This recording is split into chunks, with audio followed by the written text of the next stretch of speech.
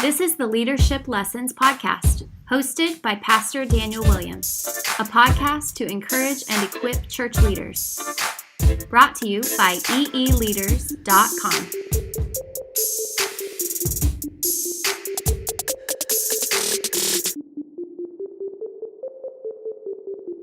Well, we're back at it again, and we're talking about teams. You know, it doesn't take long for you to understand when you're serving Jesus that you need to be a part of the body. And you need to have other people come alongside the vision God has told you to be able to accomplish great vision. God has called us to work in teams, that we need to be learning from mentors and being invested in, but also passing our faith on and leadership influence onto other people. And we're all different. We all have unique gifts, but not one of us is as smart as all of us. And so we're better together. And the greater the vision, it requires having a greater team. We can't just do things by ourselves and be lone rangers. We're a part of a body, we're a part of a church family, a community, and we are supposed to do things together. So as leaders, we need to work at teams, we need to lead teams. In order to do this effectively, we need to empower the people that are following us. We need to empower others. And so in today's lesson, we have a guest speaker, Pastor Bill Mitchell from Boca Community Church, and he's sharing on this subject of empowering others. Pastor Bill leads a ministry in Boca Raton called BocaLead, where he speaks to over 400 plus business leaders every month. It's a business lunch with a purpose. And they're trying to really raise the bar on ethics and integrity in the business world in our local community. And let me just say this, he's killing it. I love his evangelistic heart, how he's taking biblical principles and getting a ton of people in the room that don't follow Jesus and saying, hey, here's the ways of Jesus. This actually makes a difference in your life, in your family, in your leadership. And that's the beautiful thing. When we talk about leadership, we should be looking to Jesus because he is the greatest leader. And so Pastor Bill is teaching these biblical principles from Jesus' lips to a community, and they're loving it. And if you're local, I would just recommend you check out BocaLead. They meet the first Thursday of every month for an hour. It's great food, it's great content, and you can actually go to BocaLead.com to get all the info and even to listen to more talks. And so I asked Pastor Bill if I could share one of his lessons with our community, the EEleaders community, and he was happy to do so. And so here is Bill Mitchell on empowering others. Welcome to Take the Lead. The content you're about to hear is from one of our BocaLead events. BocaLead is a monthly business luncheon hosted at Boca Raton Community Church and taught by Pastor Bill Mitchell. Our desire is that the information you're about to hear will increase your leadership and also raise the bar of ethics and integrity within the business community. So take the handout, grab a pen, get ready to take some notes, and enjoy the video. Okay, today we're going to look at how to empower people, and we're going to share 5 ways to empower your people. This comes from a book called The Leadership Challenge by Jim Kouzes and Barry Posner. It's an incredible book on leadership. It's one of the seminal books on leadership. The problem with it is 700 pages long. I'm going to give it to you in 20 minutes and 5 points. So you can buy the book and read the 700 pages if you want. It is an incredible book, but you can boil it down to 5 simple things that you can do. And again, you don't have to be the leader of hundreds or thousands or a movement. You can just be a leader who's working with one other person. And I would say this, and I always do, leadership principles work in your home as well. You're a single mother. You're a single father, you're a grandparent now raising your grandchildren. This stuff applies. Not every word, not every nuance, but think about it. Leading people, we do it in the business context, but works all across, and we want to have leaders in this community. So let me give you the first one. It's an easy one. Model the way. This is easy to say. It comes off the lips very quickly. Model the way.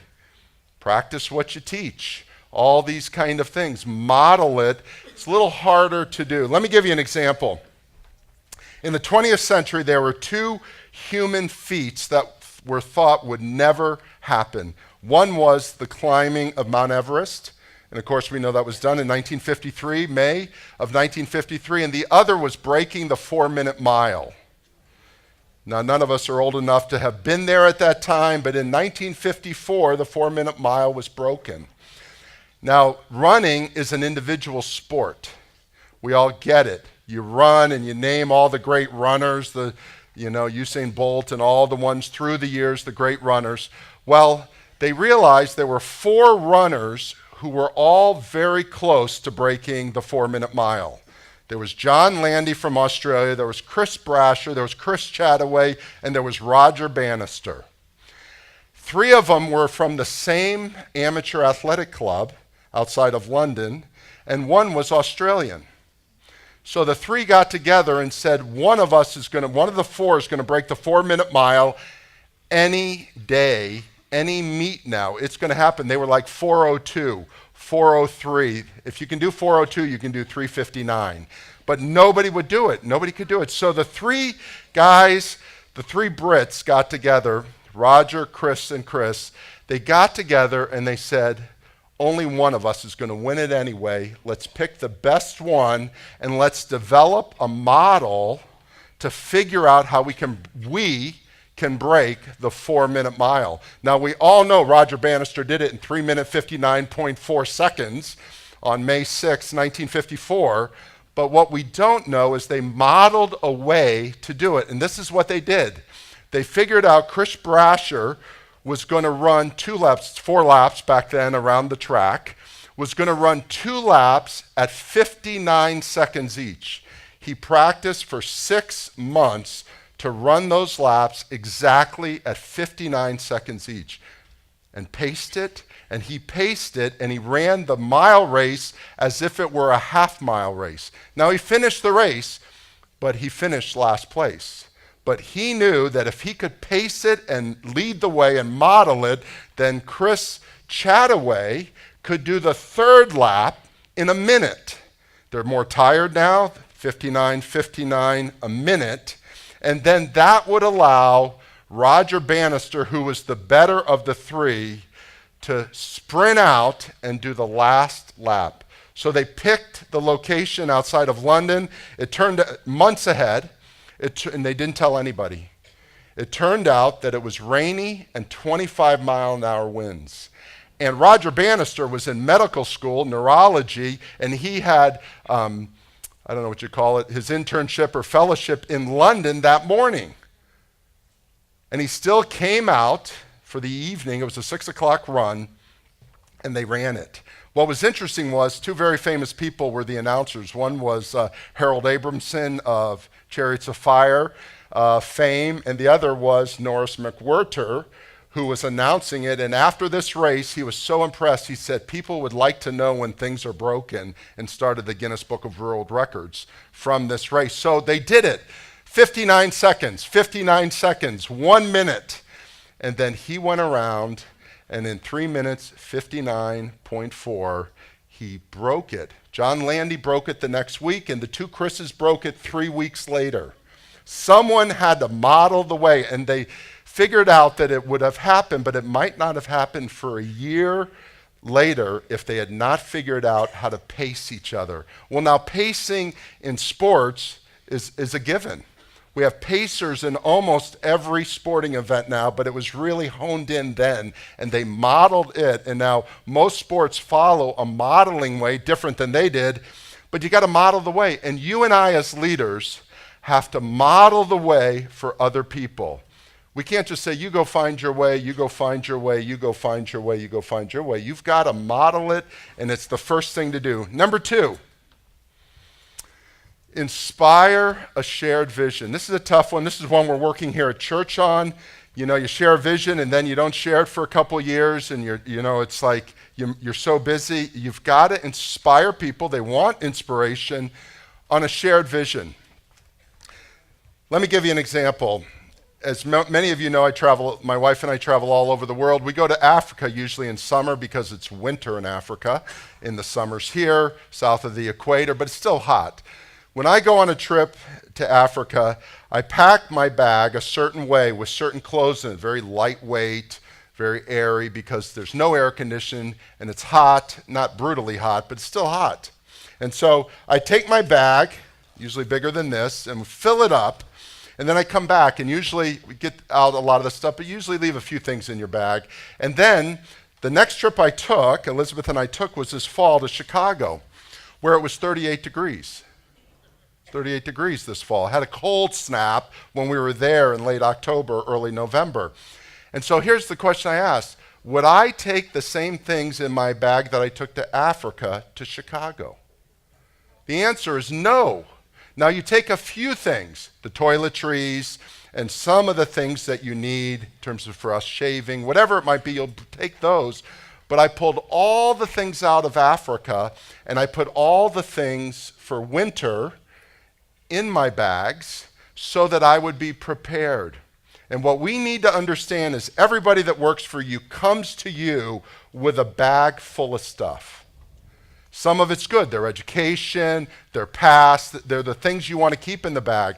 But some people bring things in the bag that should be taken out of the bag so that you can move forward. And you have to inspire them with that forward looking so that you can put other things in the bag. Because what happens is the bag gets full, they've been in business, they work for this company, now they're working for this company, you have a whole different set of values, how you work, and so instead of taking stuff out of the bag, they're adding into the bag, right? And you see so many people that are so confused and trying to lug their baggage that they're worthless. And I would say, help people see the future, where you're heading, but also help them do away with the things that they need to do away with. Not the toiletries, not the important things that they need to have, the undergarments, etc., but the things that don't apply today. If you didn't do that, I mean, my office is upstairs. I watch all your cars as you come in. You know, I'm up there, I'm just kind of finishing up. Some of you come early. None of you are driving a 1954 car. You're driving a 2010, 2016, a brand new this, I'm just watching them, they're fantastic. None of you want to drive something old. You have thrown that off, even though it takes you to the same place. You chose to change it. But yet in business many times, we're doing the same things we did 20 years ago, 10 years. This is what they taught me in college. It's still good today, isn't it? And you need to push some of that off. You as the leader need to help people do that. And the problem is some don't want it. And so the art of leadership, as Max Dupuy would say, the art of leadership is helping people empty their bag of the things that are not necessary and putting in the bag the things that are necessary. And I would say that's inspiring. If you want to inspire people, that's what you do. Now, there's other things of training and other things of getting them to know your business. And obviously, we have architects here. They've got to have an architectural degree, and they've got to have certain skill sets. But there's a lot of art around our work. And a lot of times, we just say, boy, you got a great bag. Well, this is for Africa. I'm going to Chicago. Fill the bag for Chicago. Inspire a shared vision. Number 3, challenge the process. Now this comes and people go, oh yeah, I love this one. This is the one I can be negative on. I can tell the boss's boss, I don't like them. That's not challenging the process, that's being negative. Challenge the process is really looking to see how it can be done better, less expensively, quicker, whatever is important in your industry, but doing it honestly, doing it with inspiration, doing it with competence, those things that they want to see. This is interesting. Have you ever used Cleveland Clinic? Cleveland Clinic's a great organization. Probably the top 3, Mayo, MD Anderson, Cleveland Clinic. They're incredible. A few years ago, about 10 years ago, they were losing clients, patients, whatever the word is, patients. It's a business, so they are clients. And they were losing patients. And so Toby Cosgrove, who is the head of Cleveland Clinic in Cleveland, was trying to figure out, why are we losing? We are the best. Cleveland Clinic used to be the best in lower GI, in this area of the body. They were the best in the world at it, and yet they were losing patients. And so they did some focus groups, and they discovered that people said, you're the best, but all you care about are my organs, and you don't care about me. And I'd rather go to somebody who was second best, who also cared about me. And so they changed their whole protocols a year later, that changed it all. And if you go to Cleveland Clinic, you'll notice that there is a humanity side to it. Yes, they are the best technically in some of the disciplines, but there's a human side to it as well. I know personally I've done this. I'm tall, not as tall as some people in this room, but I'm tall. And most people think being tall, you hit your head. Can I just put that away for a minute? That is a myth. Short people hit their heads because you're never looking where you're going. Tall people hit their heads once and then never hit it again. I knocked myself out once in a door jam, right like that, and went right down. You don't do that too often if you're smart. If you're forward looking, you're not going to do that. But we have problems with knees and shoulders. Knees and shoulders. It's like unbelievable. I've had 4 knee operations. So I'm at the orthopedic, the best orthopedic in Boca back then. This is a few years ago, so you won't know who it is. He is the best in Boca Raton. Recommended by everybody. Go to him. My insurance guy said, go to this guy. He is the best. So I go to this guy. He's got, with all due respect, he's like the worst bedside manner. I don't think he knew 2-syllable words. He was 4-letter and everything. And so I looked at him, I said, you're the best at this. I said, but you're not touching my knee. So I went to the best in Fort Lauderdale. And I've been staying with him, not that they care, because they do so many operations, but to me, humanity is important. And you know what? To your people, humanity is important. Challenge the process. Whatever is in your industry that has moved you out of really working and helping people and understanding people, maybe you're doing the greatest work in the world, but challenge it ever so slightly, because people want to work with people. People wanted to be treated like people. And you could be the best at your industry, but treat people like people and challenge that process. And if you do, you will empower people. It is amazing. Number 4, enable others to act. If you're going to lead, you've got to have other people who lead with you, help you. Couple quick examples. BocaLead. Everybody comes up to me and go, Bill, thank you for BocaLead. It's the greatest thing. You're wonderful. I go, there's 50 or 60 of us that make BocaLead happen. All those people in those black shirts, all the people out here, the wait staff, the high schoolers who are here. It's actually probably 75 people that make BocaLead happen. I just happen to be the fun guy that gets to stand up here and enjoy being with you publicly. But it's 75 people. We have enabled everybody to use their giftedness to make this happen. Do you know what the motto of Ritz-Carlton is? It is the stupidest thing I've ever heard, but it is so empowering. Ladies and gentlemen, serving ladies and gentlemen. Now, do you get that? Have you ever stayed at a Ritz-Carlton? There is a huge disparity between the people that are helping you in housekeeping, the wait staff, the facilities people, and the people that are staying in there. It's like this, isn't it? High status, minimum wage, and yet they have said, it is ladies and gentlemen who are serving ladies and gentlemen. And if you've ever stayed at a Ritz-Carlton, you have never been treated better. Our own Waldorf Astoria next door here that we go to all the time, Boca Hotel, does the same thing. I don't know what their motto is, but you go there and you realize they have an incredible sense of empowering their people. We love to do this. Oh, this group's better than this group, and that group's that group, and status, and what kind of car do you drive, and what kind of house do you have, and we just status everything in this world. But if you're going to be a leader, you got to empower everybody. And then when you empower them, great things can happen. The Ritz-Carlton chain is good with its facilities, but they're not over the top, but they are great with their service. With the same people that are being paid, and you name the hotel chain you want to name, that is giving you nothing. It's amazing. We have a guy that just retired here, a facilities guy named Don Cali, and he could never stand up here. He would die if he stood up here. He's brilliant. He's a brilliant man. What is he brilliant at? Small machines. So he and I went to Haiti, a couple of us, Elizabeth and others. We'll go to Haiti. Haiti runs on small engines, by the way, if you didn't know that. We've got people from Food for the Poor here that work in Haiti. Haiti runs on small engines.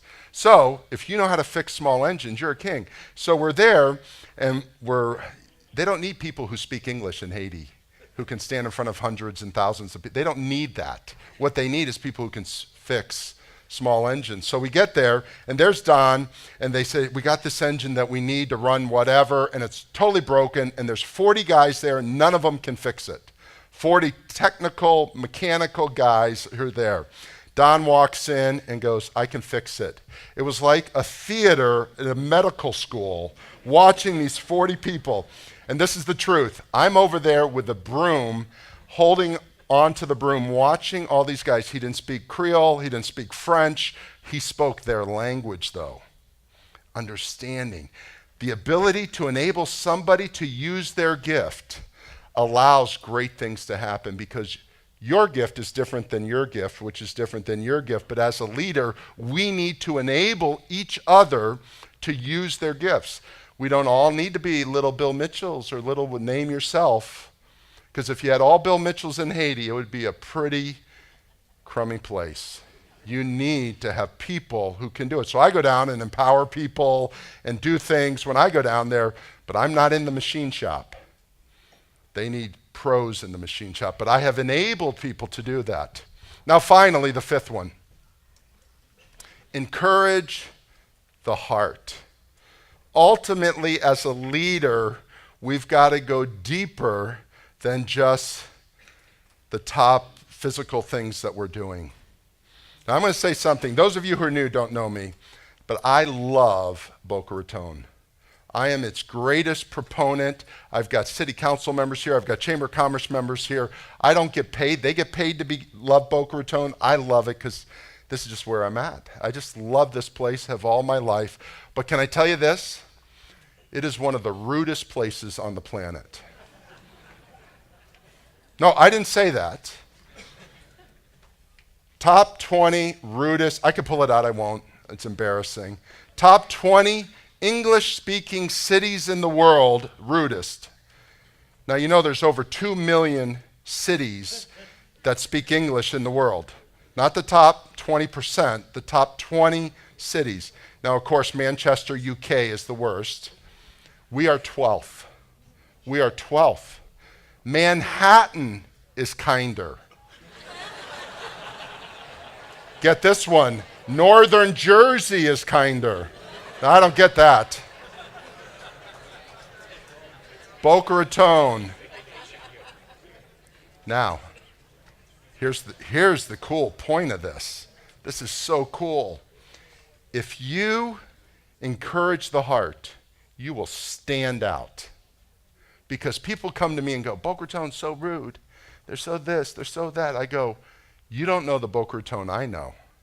You're just looking on the surface. There are a group of people in this community that love it, that want to make it the best place to work, to play, to raise a family, to worship, to live here. And if we continue to encourage people in our workplace, it will come to pass. It's amazing. Just be kind to people. Be compassionate to people. Show a little generosity from time to time, for goodness sakes. And I think we can make Boca Raton the best place and throw off the shackles of this rudeness that people tell us we are. The people in Fort Lauderdale, by the way, always do this. Do your friends say, how can you live in Boca? Right? Because they're so rude, come to Fort Lauderdale. I go, no. This is one great place. And you can make a change here because we encourage the heart. Now, in closing, I want to show you something, little show and tell. Does anybody know what this is? It's a plumb line. It's a plumb line, and no, I don't own this. I had to borrow it because my father taught me how to work from here up, not from here down. So I didn't work with my hands. But what is a plumb line for? A plumb line is to show you what true vertical is. When you look at a plumb line, unless you turn it in, Unless I move my hand, then it becomes a pendulum. And this is how a lot of leaders are. Boy, you're that way that today, tomorrow you're that way, the next day that way. Which person has come here today, right? And I would suggest to you that you develop a consistent way in which you lead so that when people come, they see a true vertical. And not some, see, I can't hold it this way. I mean, I can hold it unnaturally, but because your company, your division, your little group that you have is based on people. And it's based on you. And if you curve this, the building, and I don't mean it's a metaphor, the building of your company will eventually collapse. You are critical to keep it vertical. And if you keep yourself vertical, now I believe there's a spiritual component to that. I believe there's a family component to that. I believe there's a relational component to that. I believe there's a technical component to that. And there's obviously a business component to that. But we're here just to talk about business today.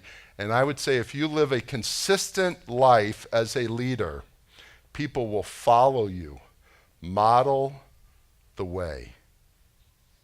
Well, this week's one piece of advice comes from Pastor Tripp Kimball. Now, he shares about as leaders, we should be passing on our faith to the next generation. Again, with this theme of empowering others. This is such an important part of leading and vital to be able to pour into the next generation, to pour out these lessons that we learned and pass on our faith to others. And I actually did an interview where I got to sit down with Tripp Kimball back in episode 3 of this season called Passing Your Faith On to Others. And so Pastor Tripp, man, he continues blessing and pouring into people through books he's written, through blogging, through preaching. He also serves on Posner Ministries, where they actually help churches specifically on succession plans and problems and just investing in the church. And you could find out all the information about him at www.word-strong.com.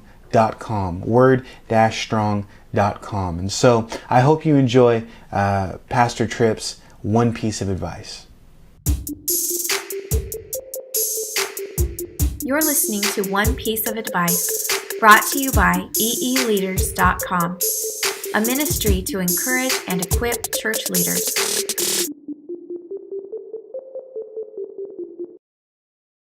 I'm Tripp Kimball. I'm with Posner Ministries. I've been a church planter, pastor, including assistant, associate pastor, senior pastor, and I've also been a missionary overseas, primarily in the Philippines, but also in a few other places. One thing that I realized looking back is the people that invested their life and their relationship with the Lord in me, their experience as well. And it's been a part of my life since the beginning point of walking with Jesus. It was something that was, in a sense, natural. Not natural in the sense of it just happened, but it became embedded in me. I realized that God had sent people who invested in my life, who spoke into my life in such a way that as I began to study through the scriptures, I developed my own relationship with the Lord and walked by faith, as the Holy Spirit guided me through various phases of life and experience, I realized that it's my responsibility to pour that into others. And I've had opportunity to do that. I've had opportunity to do it as a pastor, as a youth leader, even as a worship leader. There's a fairly famous football team that have this kind of mantra, and that is next guy up. They're always ready for one football player to be injured, and they have a next guy up, and they're just ready. They need to be ready to step right in and do the job. Well, that's been something that I learned early on, thankfully. And so it's one of the things I instructed people who had places of leadership, roles of leadership within ministries that I was involved with and leading, is that you need to be raising someone up behind you, because you don't know what's going to happen with you. God may call you on to do something different. Something may happen in your life and God moves you on from that role and places you into a different role, or moves you on just because your time in doing a particular role of ministry is complete, and now God's calling you onto something different.